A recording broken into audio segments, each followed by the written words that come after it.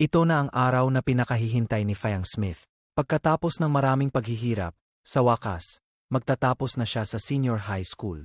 Isang panibagong yugto sa kanyang buhay. Gabi-gabi siyang nagpupuyat para mag-aral at tapusin ang kanyang mga proyekto. Hindi biro ang pagod at sakripisyo na kanyang ginawa para marating ito.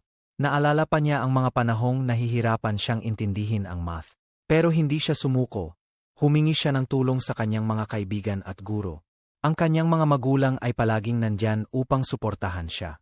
Sila ang kanyang inspirasyon at lakas para ipagpatuloy ang kanyang pag-aaral.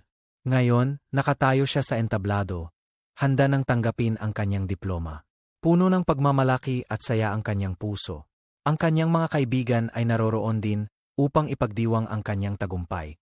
Sila ang kanyang mga kasama sa hirap at ginhawa. Isa-isa nang tinawag ang mga pangalan ng mga magtatapos. Sa wakas, tinawag na rin ang pangalan ni Fiang Smith.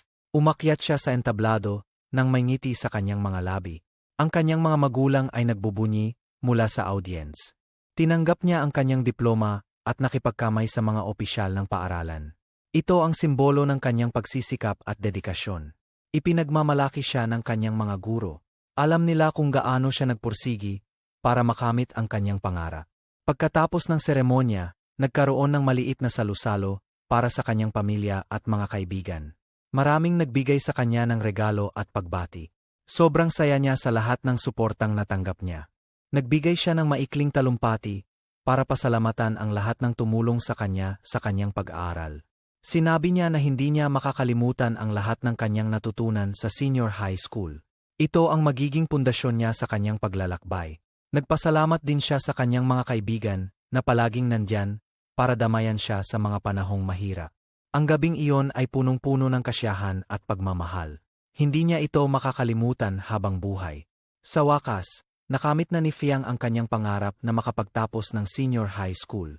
Ngayon, handa na siyang harapin ang mga hamon ng kolehiyo. Mag-aral siya ng mabuti para makamit ang kanyang ultimate goal, ang maging isang matagumpay na doktor. Alam niyang mahaba pa ang kanyang lalakbayin, pero handa siyang magsikap para maabot ang kanyang mga ambisyon.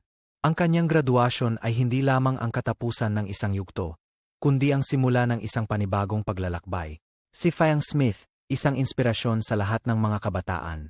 Ang kanyang kwento ay nagpapakita na walang imposible kung may sipag at tiyaga. Huwag kang matakot mangarap ng malaki. Kung kaya ni Fiang, kaya mo rin. Ang pagtatapos ay simula pa lamang. Marami pang oportunidad ang naghihintay sa iyo. Congratulations, Fiang Smith.